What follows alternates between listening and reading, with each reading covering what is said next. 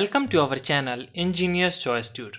आज के लेक्चर में हम देखेंगे ROC for infinite duration left sided that is anti causal signal. Okay, तो ये आपके पास एक सिग्नल जो दिख रहा है, सिग्नल का ग्राफ, इसका थोड़ा सा एनालिसिस करते हैं।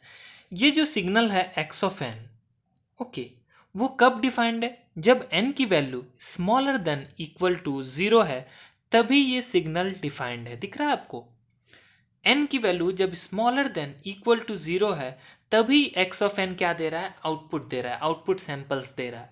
तो इसीलिए हम इसको क्या बोल रहे हैं कि ये एक एंटी कॉजल सिग्नल है। अब बात रही इनफाइनाइट ड्यूरेशन की, तो दिख ही रहा है आपको कि ये इनफाइनाइट ड्यूरेशन में सैंपल्स दे रहा है। बताइए, n smaller than equal to 0 में देखिए ये सैंपल देते जा रहा है, देते जा रहा है, देते जा रहा है। n की वैल्यू -1 रखिए, -2 रखिए, -3 रखिए, -इन्फिनिटी रखिए। ये इनफाइनाइट ड्यूरेशंस में सैंपल दिए जा रहा है। ओके, आउटपुट दिए जा रहा है आपको। ओके, इसीलिए हम क्या बोल रहे हैं कि ये एक infinite duration anti causal signal है। तो इस infinite duration anti causal signal का आरओसी क्या होगा? रीजन ऑफ कन्वर्जेंस क्या होगा? बताइए। तो यही चीज हम कैलकुलेट करेंगे। ओके, सो देखते हैं हम आरओसी कैसे निकालते हैं। तो सबसे पहले मान लीजिए कि हमारा जो एक्स ऑफ एन है, लेट एज्यूम, मान लीजिए let x of n is equal to r to the power n. Okay, where n is smaller than equal to 0 means it is a infinite duration anti-causal signal. Okay, x of n is equal to r2 to the power n where n is smaller than equal to 0. इतना clear है आपको? अब इसका z transform निकाल लीजिए। तो इसका z transform क्या हो जाएगा? x of z। ये x of z क्या हो जाएगा? Summation n equal to -minus infinity to +plus infinity, यही फॉर्मूला होता है ना, x of n into z to the power -n, ये फॉर्मूला होता है, हमें मालूम है। बट क्या x of n -minus infinity to +plus infinity में डिफाइंड है? नहीं, वो सिर्फ और सिर्फ -इन्फिनिटी से 0 तक में डिफाइंड है। तो ये लिमिट चेंज कर दीजिए, क्या हो जाएगा? Summation n equal to -minus infinity to 0। Okay, x of n की जगह क्या रखिए? अब r to the power n रखिए, r to the power n into z to the power -n। Okay, अब मैं क्या चाहता हूं कि n इक्वल टू -इन्फिनिटी से 0 में लिमिट नहीं लिखना चाहता हूं। मैं लिमिट क्या लिखना चाह रहा हूं? मेरा लिमिट क्या लिखना चाह रहा हूं मैं? n इक्वल टू 0 से +इन्फिनिटी। इसी को मैं चेंज करके n इक्वल टू 0 से +इन्फिनिटी लिमिट कर सकता हूं। तब मुझे क्या करना पड़ेगा? जहां पे भी अंदर n दिखे वहां पे क्या कर दीजिए? -n कर दीजिए। तो r2 टू द पावर, यहाँ पे क्या था? n था, अब क्या हो जाएगा? -n। ओके, पहला स्टेप।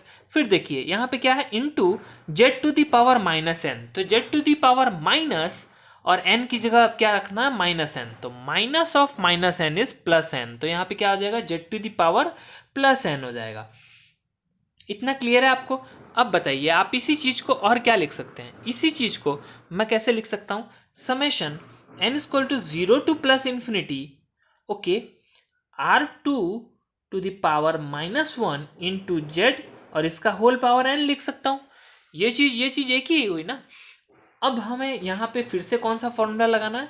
हमें लगाना है फॉर्मूला इनफाइनाइट जियोमेट्रिक सीरीज सम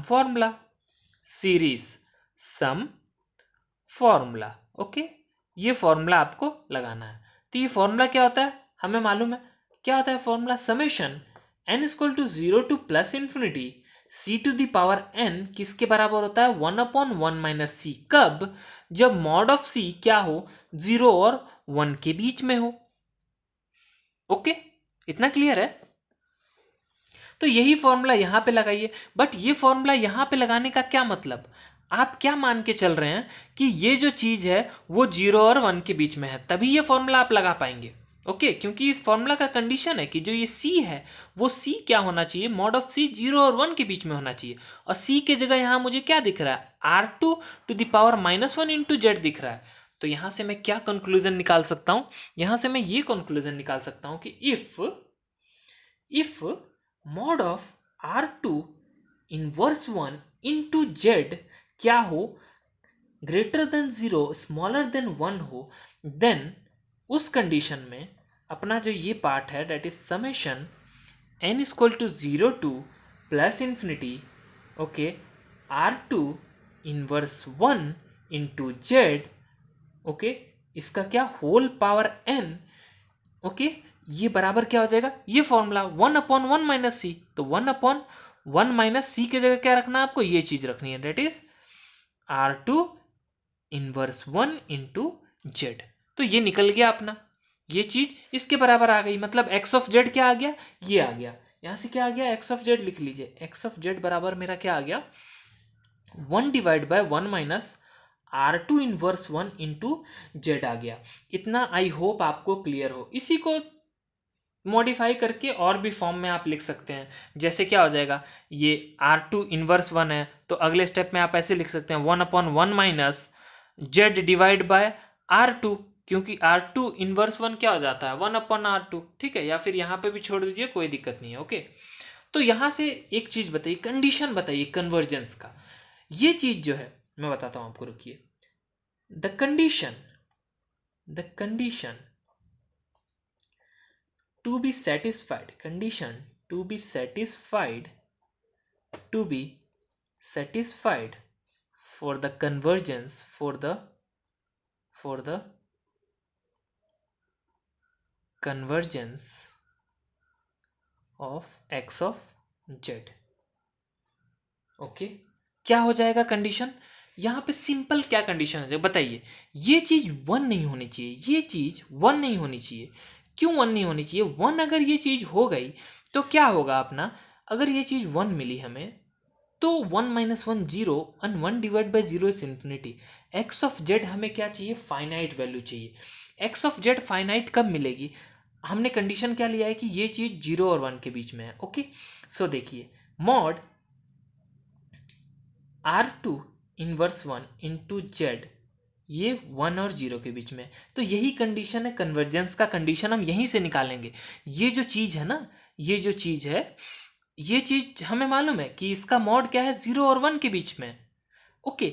तो अब हमें निकालना है condition for the convergence of x of Z, मतलब कि x of Z finite value कब देगा, ये कंडीशन आपको निकालनी है। तो फाइनाइट वैल्यू कब देगी, एक्स ऑफ जेड फाइनाइट कब मिलेगा, देखिए ये कंडीशन हमें मालूम है, इसी कंडीशन को पकड़ के आगे बढ़िए, ओके। ये साइड इग्नोर कीजिए, कोई सेंस नहीं बनता, इधर साइड बात करते हैं। Mod R2 of inverse 1 into Z smaller than 1 हो गया, ओके।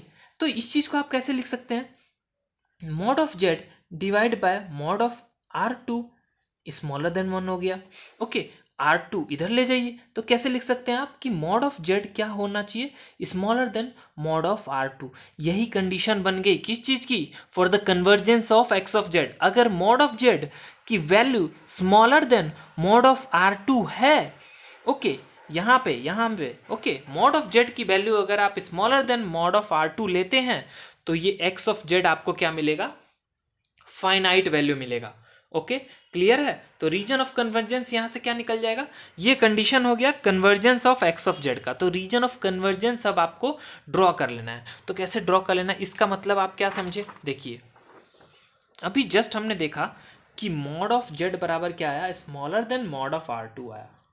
तो आपको करना क्या है, आप पहले एक जेड प्लेन बना लिया आपने, ये रहा मेरा जेड प्लेन, ओके।